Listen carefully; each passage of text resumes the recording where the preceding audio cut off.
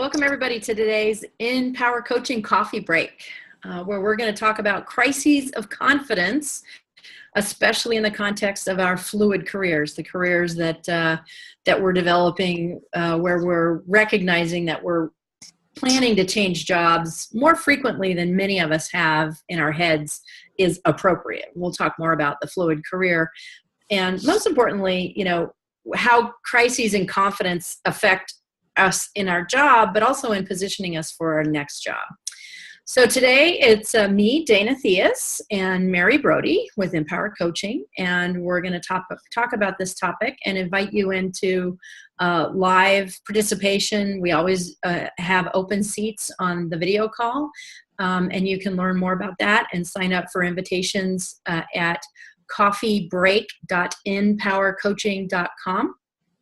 And also on our Facebook InPower Coaching page. And these topics, we typically cover career-related, women in leadership, how to motivate teams and achieve results, and a lot of other topics related to how you live a vital and in-power life that integrates both your work and your personal interests. So we have these calls every Tuesday live at noon Eastern. As I said, you can learn more about them and come in to join us live at coffeebreak.InPowerCoaching.com. And we did have a guest scheduled today who's had to reschedule. So we'll have Renly back again sometime in the future to talk specifically about the imposter syndrome.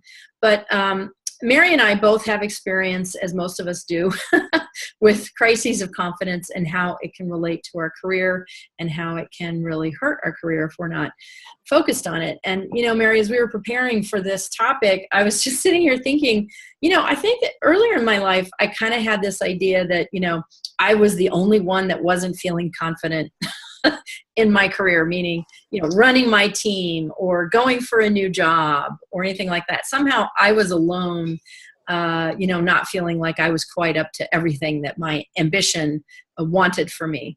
And I've come to understand I'm really not alone. There's a lot of people out there that experience this. When you think about confidence and how it's related to your ability to build your career, what comes to mind? I think it gets to because this is hard because all right, so I'll just frame it up, right? So this is where it's hard for me to talk about confidence these days versus courage. So after last week's discussion with Shannon, and I'm working on some stuff where courage is coming up more, like the courage versus confidence debate. And I wonder if at times it's more courage, less confidence. What's the distinction to you? I kind of see it as confidence is believing that you can do it, and courage is actually going to do it. So you can believe you can do it. Mm-hmm. But if you don't do anything about it, right. Like that's where I was looking at this thing with the study. It's, what is it, that women need 100% of the qualifications versus men only need 60%. And right. Come to find out when they dug deeper into that study, like part of it was that they based it off of qualifications, right? And some of the women were like, well, why should I bother? Right? And that's where they started coming to. And either they didn't understand the job application process, they took qualifications to mean it was required, or the next thing that comes to is they might have confidence that they can do the job, but did they have the courage to apply? Mm-hmm. Well, they're obviously related, and I like the distinction you're making between the belief and the action. Yeah. And of course, you can't take the action. Well, let me take this back. You can take the action if you don't have the belief, but your action is more likely to be successful if you have the belief, right? Yes. That's where, I think the interesting thing with courage is you can go do stuff and the fake it till you make it, right? Yeah. But you don't have the confidence. And I think sometimes you might have the competence and you have the confidence, right? And if you don't have the confidence, like you said, that's a whole different ball game where you don't think you can do something. I know sometimes I'll get to a stretch thing and it's like, can I do it? I'm not quite sure. But sometimes I'm like, I'll have the confidence, be like, sure, I can do it. But Well, and so let's be fair. Sometimes you have the confidence and you go, can I do it? Yeah. Do I want to do it? Meh. Right. Right. You know, Right. and it's, there's no, these are to some extent, these are distinctions without a difference, but to some extent they are important. If you ask yourself, okay, if I'm not taking action, why? If it's because I really don't want that, it's not motivating, fine. Don't Right. just because somebody else is telling you you should go do it, go for it, but it's not a job you want, or it's not something that you're interested in spending your time and energy on. Don't feel guilty about that. But if you're not doing it because you don't believe you can do it, you're not confident, even if everyone's telling you you should be, then there's like, okay, let's look more carefully at how do we align our beliefs in ourselves with what's possible for us, so that we're not taking ourselves out of opportunities that we're really ready for. Right. Right. Right. Because I think it does get to that where you might think you're competent to do it. Like people think, oh, I'm confident to do the job, but it is scary to apply for that reach because it is so uncomfortable. Right. And I think that gets into it too. Like change, when I hear change is hard and I've like scratched that and I'm like, no, change is not comfortable. And that's like, it's not necessarily hard. It's just not, doesn't feel good. Right. Actually, I've been facilitating some change management sessions for this group of like 75 people. And that was lesson number one. This change is uncomfortable. So as soon as you become comfortable with discomfort, you can be more successul. And it took them a while, but finally now they're kind of going, wait, that's uncomfortable. This is good. So it is, you kind of have to make that connection in your head that the discomfort of not feeling confident is an opportunity to grow into your confidence. Yes. And to choose to take action if it's something you want. And unfortunately, many of us, we just stop at, oh my gosh, I don't feel ready for this. So we stop. And we don't kind of break it down and push ourselves forward beyond the discomfort, I guess. There was, I saw this little thing today on social media about, and no offense to people who love Disney, right? So that's not what this was about, right? But it was, one of the things, it was about this couple talking about where to go on vacation. And the woman was like, let's go to Europe. And he was like, let's go to Disney. And one of the things she came out and said, it's very sarcastic, right? But, well, you're not stretching yourself. You're doing your comfort zone vacation to Disney every year. And he agreed, right? And again, no offense to Disney, no, not to anyone, right? Everyone do what they want to do. But that was one of the things, was it gets to that uncomfortable, gets to that stretch where you're not feeling, it's not, I don't really know what to do here. Well, yeah. And what I always tell people, and let's take these concepts and bring them into career planning. Right. But what I always tell people is, so you want to feel stretch somewhere in your life, right? But so that you're growing, but you don't want so much stretch that you're just overwhelmed. And, it's one thing to feel uncomfortable in an area that you're growing in. It's another thing you feel uncomfortable with everything, constantly overwhelmed. You wake up, you look at the news and you're going, I don't know what to do, So, I mean, like, to his defense, right? If he's like, no, I need a vacation where I am not being stretched because I'm so stretched in life, that's totally valid. Right. But, and right. And what you're saying about the career too, I have seen people that have stretched themselves. I've actually seen men do this too, where they've stretched themselves so far that they actually can't, they're struggling to keep up and understand what their new role is. And they have a really hard time with it. And I've seen some women do it too, where they get into a new level of management or a new type of position or a new level in the organization. And they don't have certain basic types of skills in place to kind of address the challenges that come up with that. And they're not really prepared to deal with those issues. And then it's so sad because they're floundering and they're failing and they don't know why, because they don't know what they don't know. Right. So they have all this like they feel they're competent, but they might not be competent. Right. I've seen it with people who will do like, they'll get a new job. I saw it. Here's a one individual. He was an executive director in this smaller agency that I worked at. And good guy, nice guy, had a lot of great insights and methodology and theory, but he had a hard time getting stuff done. And we started noticing this after a while. And then we had a conversation about, like, someone looked up where he came from. And apparently he was an associate producer who jumped to an executive producer. Oh my. Right. So he really didn't know what to do. Right. So like I had a problem project where I wasn't getting I wasn't getting what I needed. And then I had to just take action on my own, which wasn't fully informed because I just needed to get done. Right. And I got like spanked for that. But I'm like, what did you want me to do? He wasn't helping me. Right. I'm on the hook for a deadline. I just got to meet the deadline. I'm just going to make it happen. You guys kind of screwed me. And when you start he finally grew into the position, but he was so stretched. I remember you could tell he was flailing. So this is interesting. I hadn't really planned to go here, but I'm going to go ahead and share a graphic I made recently. Sure. Kind of about this thing, right? So the reason I made this graphic was to show that when we get a new job, we're over here like just figuring out where's the bathroom. That's true. I've worked in offices where it's like it took me a week to find where the closest bathroom was.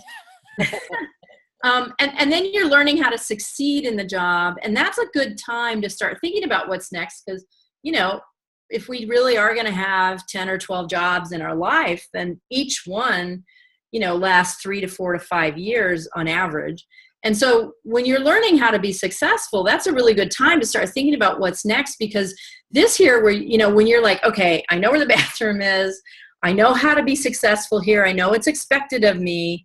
I know where I'm going. Now you're in this sweet middle spot where you can just focus on delivering the results for this job that are going to help you be successful, build your confidence, build your skills, learn the new things you're going to need to know for the next job.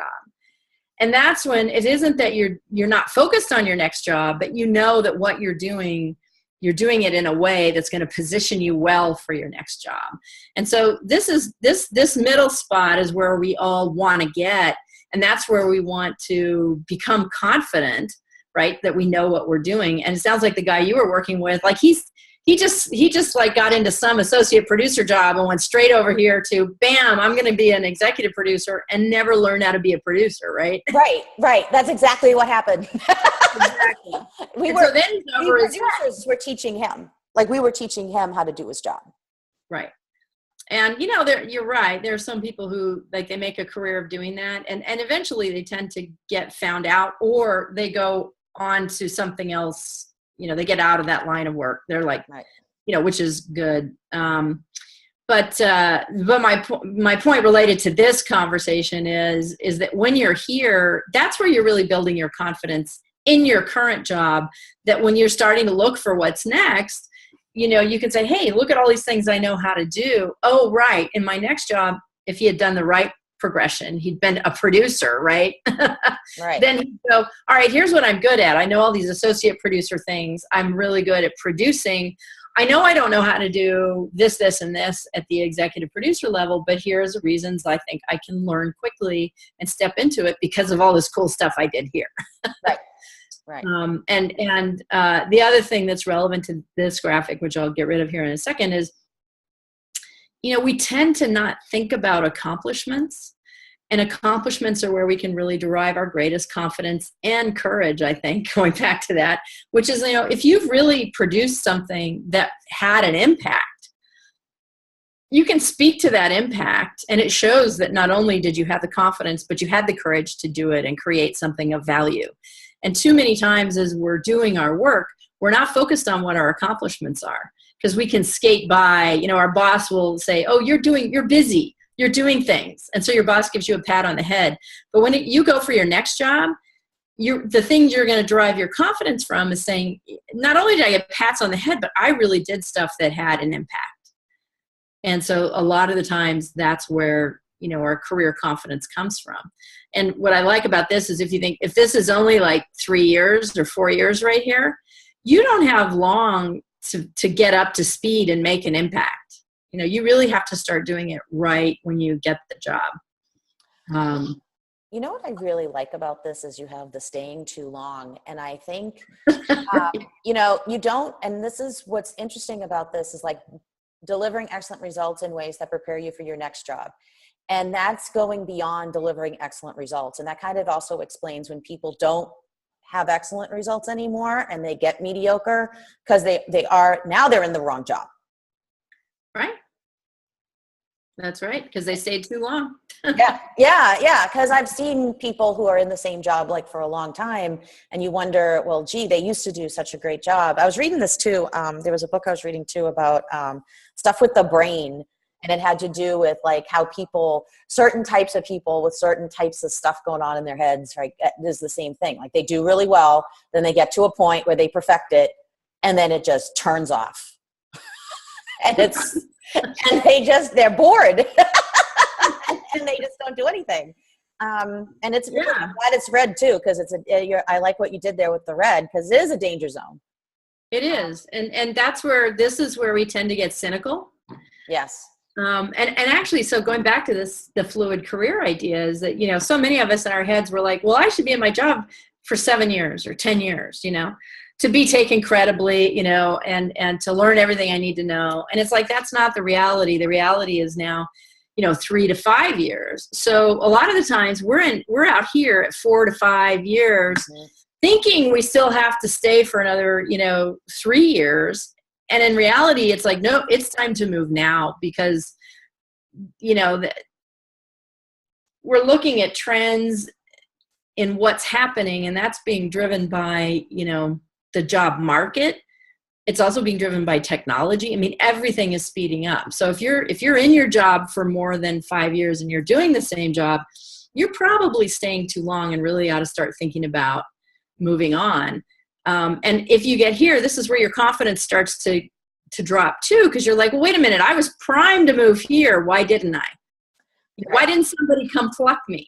Well, the reality may be somebody didn't come pluck you because you never raised your hand and went, I'm looking for another opportunity. Right. So, it's a delicate thing to realize, well, where am I at what point? What should I be doing? But I mean, my point is you really ought to start thinking right after you get the job and figure out how you're going to be successful. You need to start thinking about your next thing, even if it's a couple of years out. The best career advice I got was when I was very, very young. What do you want to get out of this job? And she told me that every time you go take a new position, start thinking about what do you want to get out of the job that you just took and have those goals set. She goes, once you meet them, exit. It is time to exit, like right now. Exactly like you've done it. You've done what you need to do. She's like, because then you're going to just get into misery. Yes. And that's not where you want to be. And that's true. And a lot of the time, sometimes that happens to us only after a couple of years. And we're like, wait, I haven't been here very long. It's like, well, okay. So it still may take you 6 months to exit, but that now's the time to start looking for that next thing.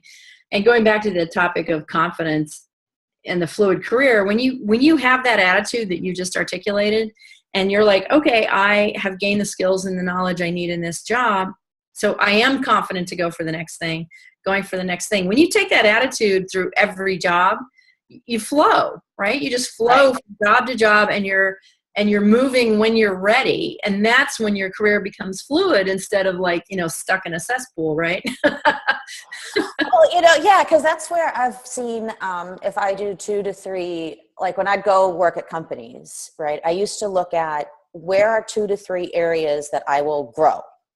Like not overwhelming, right? Not kill myself, but 2 to 3 areas where I know the general job and these areas I'll grow. Okay, got that down. Now, in the next job, what are the 2 to 3 areas that I want to do where I grow? And then at one point there was a job where it's like, I just want a dining room table. Like, I'll do the same thing I just did. It was after being laid off for a while. I was like, I just want a dining room table. Like, and I told them that too. I'm not even looking at this job as a growth opportunity. I just want money. And there's that too. But even then I knew when it was time to skedaddle. And that's probably why I wasn't the happiest in that job. I did some great networking in that job. So if anything, that was what I got out of it. But I will admit I was not the happiest camper. Because Right. stuff I knew, there was no growth. Right. Except volume of work I could do. And like, I haven't had this so much, although my husband actually did this, where there was one point where he got a project. He didn't change jobs, but he changed groups within the company, basically on a detail kind of thing. And it wasn't challenging to him, and he was a little bored, but we had little kids, and he was doing a lot of the schlepping to and from the daycare because my job had moved. And he was kind of like, you know what, this is okay right now because I am busy becoming a father. I don't, my job, I really don't want to be challenged in my job. And that was great. And about, 3 years later, he took on a job that was very challenging to him, and he felt ready for it. He's like, okay, kids are older, they're in school now, and, wife is working at home, so I can focus more on being challenged at work. And he was, and it was great. So, that fluidity, yeah, I think we should be drawn towards growth, but it's about more than just professional growth. We're growing as human beings. So, my guess is when you took that job for the dining room table, there were some other things you needed to chill out and focus on. Oh, yeah. Yeah. It was financial stability. Like I just wanted like from 2 to 3 years of floating and no financial stability. I'm like, I just wanted my brain to calm down. So it was like, I know after 6 months to a year, my brain was calmed down. And then every day I'd play with my boss's magic 8-ball. Like, will I quit this week? He's like, oh my God. He's like, well, you just quit. He's like, we all know you hate your job. Like everyone knows this. They can see it every day. And they knew why too. They tried to give me projects to keep me engaged, but I just gobble it up. And it was like, it was time. And you know what, going back to the natural progression of a job is that it's at that point where you've kind of like, you not only know how to succeed, but you have succeeded. You've made an impact. You have some accomplishments. Before you get bored, that's that sweet time to really to take a step back and say, wow, what have I accomplished? Because that gives you that confidence to sort of move into the next thing. I think we lose confidence is when we don't take charge and take responsibility for recognizing, okay, I'm getting to that point where I need to start taking that next move and being proactive about it. And then we lose our confidence because like, yeah, I've done some great things here, but nobody came and hired me. So there must be something wrong with me. And that's, no, nothing's wrong with you. The only thing is that you didn't raise your hand and start being proactive about what your next thing was. So the best way to deal with that confident thing is just be not only proactive, but thoughtful about what did I accomplish? What have I, what are the good things I can feel confident about? And then have the courage, back to where you started, to proactively go out and do something about it. And that's when the fluid career feels fluid instead of, oh, I just got laid off. That's why I have to move on to my next career. That typically doesn't feel fluid. That feels kind of forced. But when you take responsibility and you become proactive and courageous about taking those next steps, that's when the fluidity feels like it's starting to flow. That's true. Because a lot of times when people get laid off, I don't think, like sometimes when they have layoffs in companies, it's unexpected, but sometimes you have to take a step back, I think, and wonder, is it? Are you truly happy in your job? I've said this to people who have gotten laid off many times. They'll say, well, I got laid off, and I'll be like, I know it's sad. I know it's going to be rough because you don't have the money, but I'm like, let's face it. Were you really happy in that job? I'm like, honestly, you weren't. Just my perspective. This is probably a godsend. It's not the best godsend, but it's, as I told a friend of mine the other night, it's almost like sometimes, the universe takes things into their own hands, right? Like God just, instead of God, like giving you a sign, it's time to move on. Like you're talking about with the thing, right? The right. Curve. It's more like God just slams the book. You're done. Yeah. Yeah. And it's always good to do that retrospective. Like, if I had left when I had the desire to a year ago, I wouldn't have gotten laid off. That's true too. Yeah. I think sometimes, you can feel the, like you said, the right time when you do have all those accomplishments and it's time to move on. It's just time. And if you don't take the opportunity to start looking at your options, you do get into that red zone, which really is a danger zone. Mm-hmm. Yeah, and that's where I think the biggest crisis of confidence really hit. Well, we have eaten up a half an hour chatting about this, almost a half an hour. What is any sort of final words of wisdom to our viewers here? Yeah, I'd go back to the best advice I got, which is when you go into a job, have your goals of what you want to get out of it. And then once you achieve that, that's immediately when you realize you've achieved it, start looking and start exploring your options. Because like you said, it's going to take 6 months to a year anyway, by the time you start moving on and sorting it out and figuring out what's really next for you for growth. Don't wait. Don't be in the danger zone. and I would just add to that, put on your calendar. So I got a job,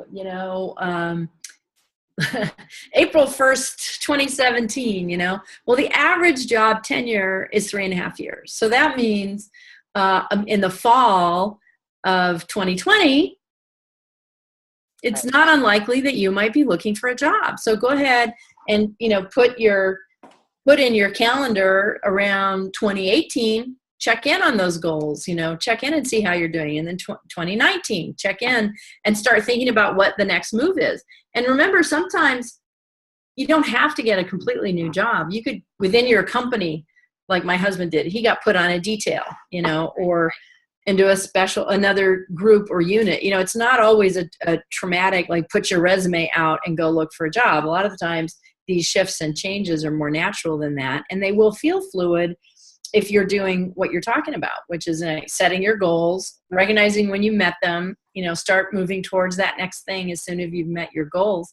And it'll feel very fluid and natural and good, instead of waiting for the universe to slam the book on you. At least that's my experience. All right. Well, thank you, Mary, for joining me for this conversation. We, as I said, every Tuesday at noon, we do these coffee breaks, and we invite you to join us live. You can sign up for reminders and get information on how to join us live at coffeebreak.InPowerCoaching.com.